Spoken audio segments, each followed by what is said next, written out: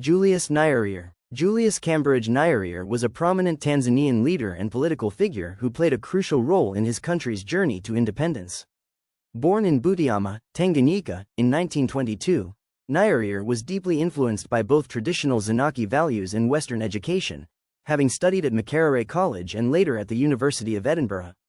His political activism began in the 1950s when he organized the Tanganyika African National Union, TANU, advocating for African rights and independence from colonial rule. Nyerere's vision of a united and egalitarian society was encapsulated in the slogan, Uhuru na Kazi, meaning freedom and work.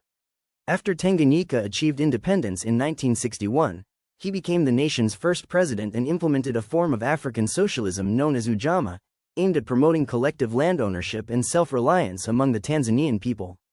Nyerere was also a dedicated Pan-Africanist, advocating for unity across the continent and supporting liberation movements in neighboring countries. His leadership style emphasized education, cooperation, and peaceful resolution of conflicts.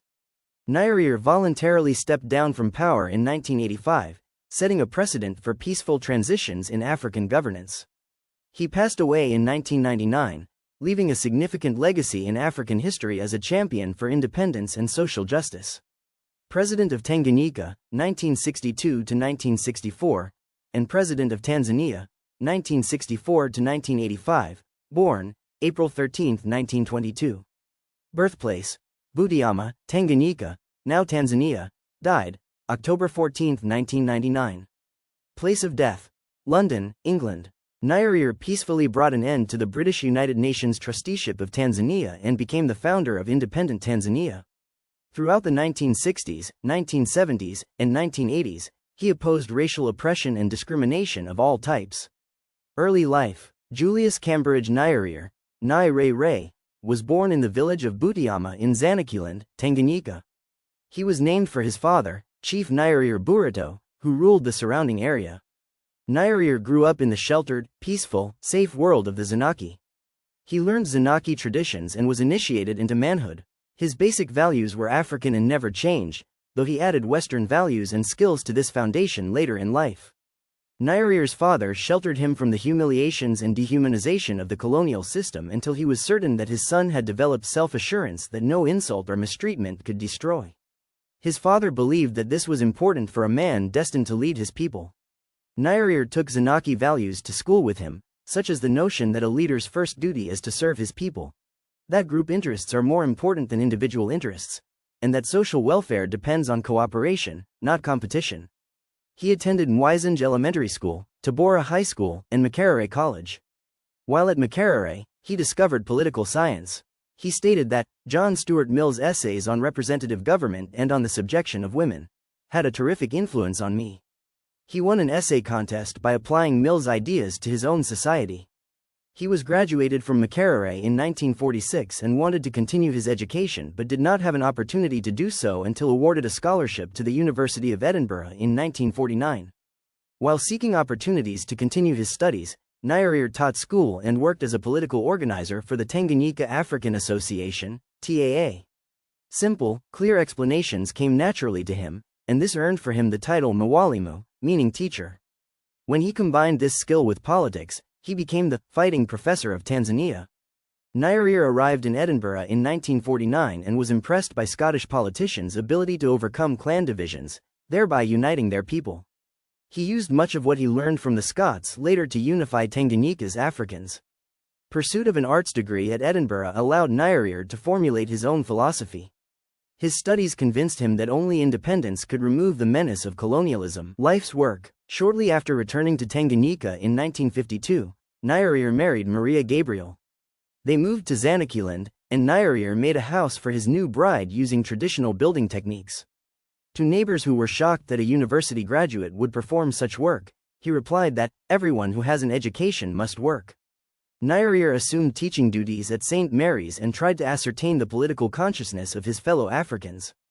He learned that, in 1951, Europeans had taken large tracts of land from Meru tribespeople and evicted them. This caused bitter resentment and protest. Fear that the British would treat other tribes as callously spread. Nyerere saw in this crisis an opportunity to organize Africans and unite them.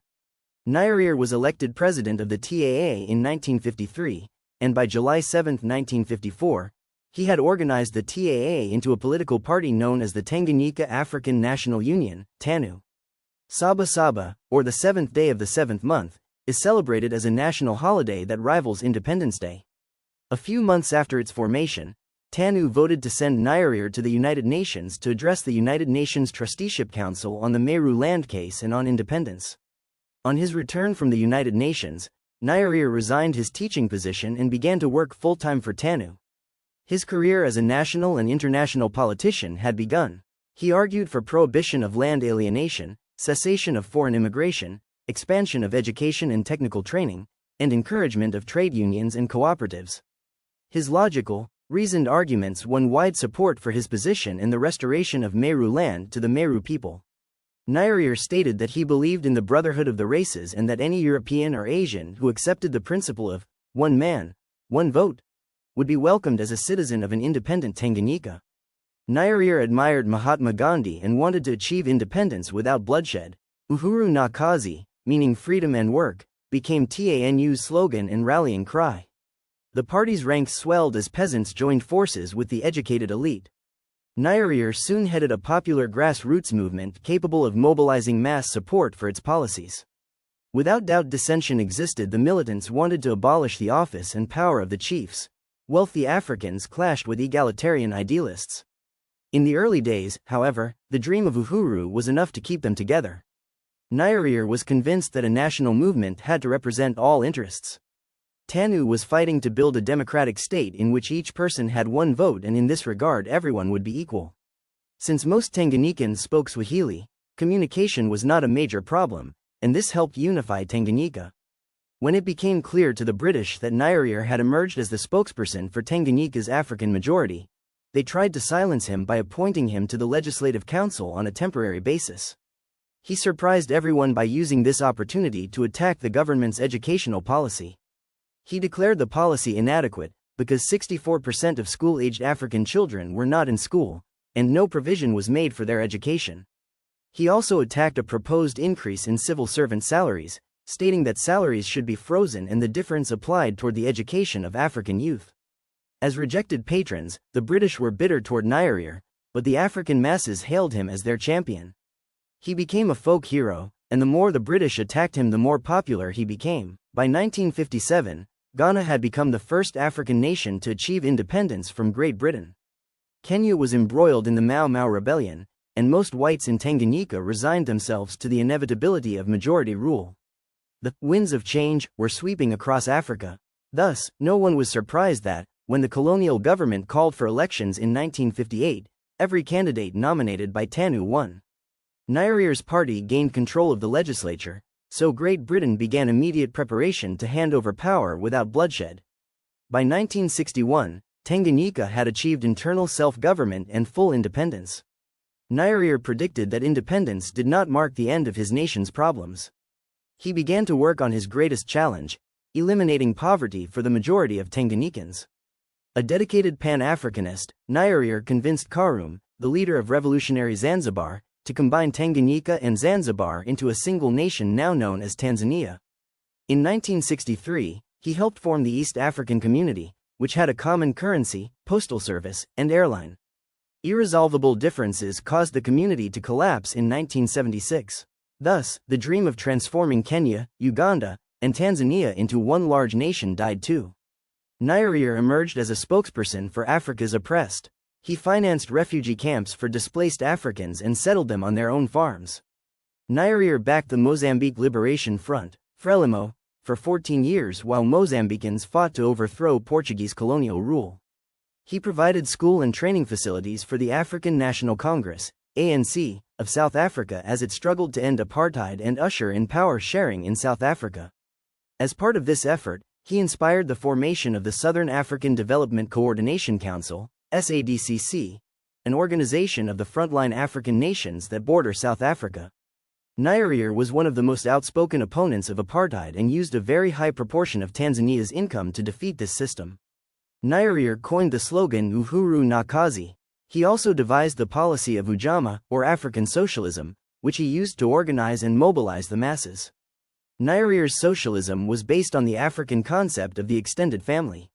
Land was owned collectively by the state, and individuals were to lease it as long as they could demonstrate that they were improving it or productively using it. This policy also encouraged collective production of wealth and the collective pursuit of prosperity. More than 80% of all Tanzanians had been moved into nucleated villages so that the government could provide them with clean water, healthcare, agricultural advice, and other services. Difficulties in gaining voluntary compliance caused this Ujama Vijijini, or collective village, scheme to be abandoned. Nyerere taught Tanzanians that they could not rely on money to develop their country, because they are poor. Money, he argued, is the weapon of the rich. He advised Tanzanians to learn to work intelligently and to combine this with much hard work to develop their country. Education remains a key factor in this development, and it remains free up through university level for those who qualify. Under Nyerere, the number of people educated per year quadrupled the number of Africans who were educated annually by the former colonial regime. By encouraging Tanzanians to modernize agriculture and grow enough food crops to feed themselves as well as manufacture cloth and other items used often, Nyerere taught self-reliance. Compulsory military service was used to instill discipline and made Tanzania a formidable regional power, as the country's easy victory over Uganda in the 1977-1978 Uganda-Tanzania War proved. Nyerere taught Tanzanians to value sharing, education, hard work, and honesty and to fight all forms of discrimination. This provided Tanzanians a stable foundation on which to build their future. Perhaps the greatest lesson that Nyerere taught Tanzanians was not to covet power.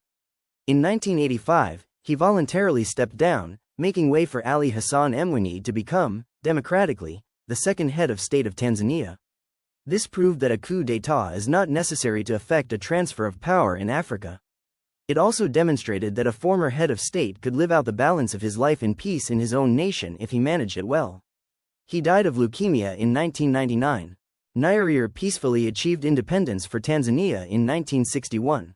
Using a unique form of socialism based on traditional African values and the close bonds of the family, he instilled a spirit of close cooperation, sharing, and love that he called Ujama. Because he led by persuasion rather than force, he was affectionately known as Mwalimu, or the teacher. Unlike Gandhi, he used peace wherever possible but force without fear where needed, as demonstrated by his support for African freedom fighters from Mozambique, Angola, Zimbabwe, Namibia, and South Africa for more than a decade. His calm, humor, self-control, and personal honesty and integrity, and his devotion to the education, freedom, and development of Africa and Africans gave Nyerere a place in African and world history. The development of humans remained his guiding star and the highest ideal of independent Tanzania. Like and subscribe for more.